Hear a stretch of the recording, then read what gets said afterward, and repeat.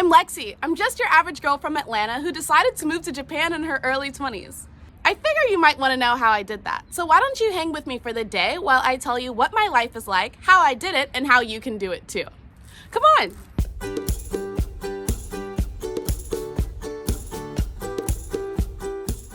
I wake up whenever I feel like it, and today that was at 7:30, but most days it's closer to 11 a.m. If I have the energy, the first thing that I do is to go for a jog in my neighborhood park in a quiet neighborhood of the Chiba Prefecture in Japan.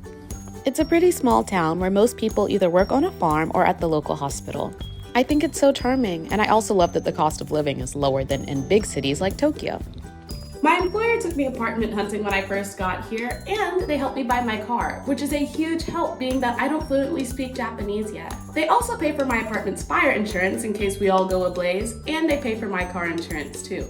But everything else, including my car payment, is my job. Now that we're all cleaned up, let's go get some extra things for lunch today. Some people figure that driving in Japan will be super hard because it's on the opposite side of the road, but to me it's super easy. Just follow the other cars. Drive into the taillights, not the headlights. Can you tell how narrow these streets are? That was a surprise when I first got here.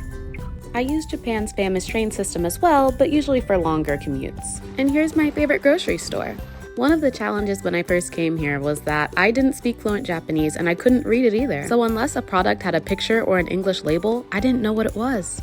I also didn't get a working data plan until 8 months into living here. It is, however, a great way to try new things. Something that surprised me when I first got here was the fruit prices. I mean, $4 for one apple is a bit steep. I was also shocked by how modern my grocery store is. Do you see this cool cell phone that we use to scan groceries? You might wonder how I have time to do all this on a work day. That's because here I work at nighttime, which means that all of my errands and things I have to do are typically done during the day. And with the grocery shopping complete, that means it's time to cook up some lunch. Let's go. I always cook, which saves me money to travel around Japan. Beef tacos with a giant side of guacamole for my corn chips. Now it's noon. I don't have work until 3:30, so I have another 3.5 hours to eat lunch and watch TV. Welcome to my classroom. Me, you. Is it smaller than you were expecting? That's because my classes are 1-on-1 or 2-on-1.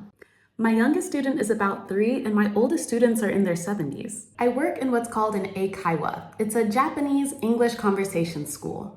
That means that my job is just to have conversations with people in English all the time.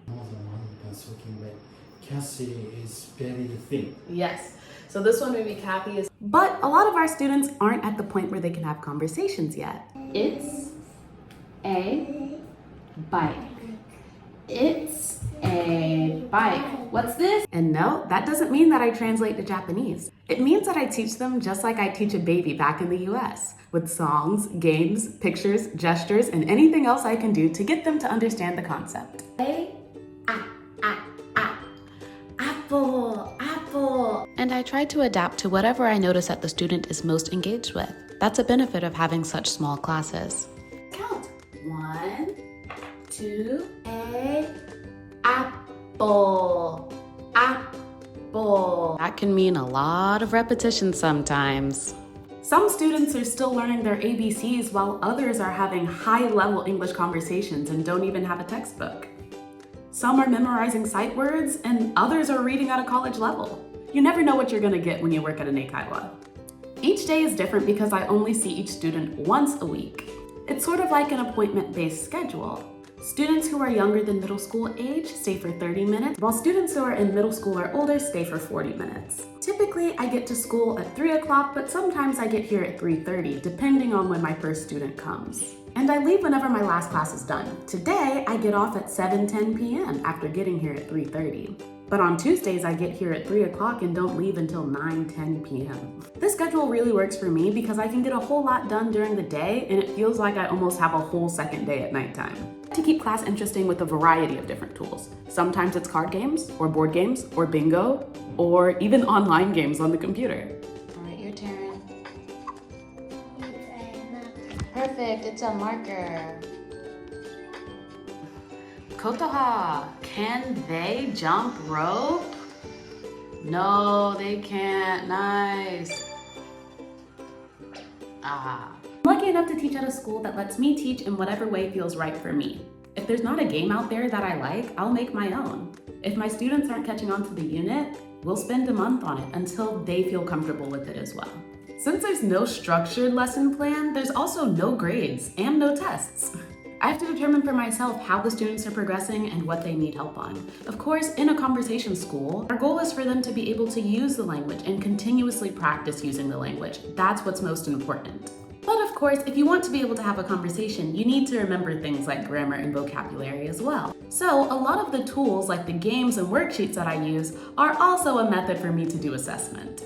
2, red 2. Even though I actually only have 2 hours of classes today, I'll still get paid in full because I work on salary, not hourly. Even though I was already a teacher in America, teaching in Japan has made me even more patient, it's opened my mind, and it's especially helped me hone my skills in individualizing learning. Now I'm even better at pivoting on the spot to make a new activity that this particular student needs. I mean, in this job, I never know who's going to be added onto my schedule. Is it going to be a 50-year-old man, a 2-year-old girl, an 80-year-old woman, a high school kid? I don't know until I have my trial lesson with them and get to meet them. This isn't a traditional school. There is no lesson plan, and I have to come up with what they need. I have to figure out their weak points for myself and then run with it. This job definitely requires a lot of creativity and adaptability. And what I'm taking from this experience moving on throughout my career is that I always want to be in a space where creativity is being celebrated. Because celebrating creativity honestly leads to the most growth possible, both for myself as the teacher and for the student.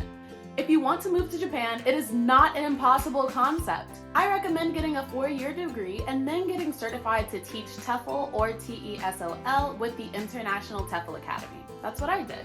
Taking the online course to become certified to teach abroad really gave me all the tools that I needed to know how to build my own lesson plans and have someone who had already taught abroad show me the way.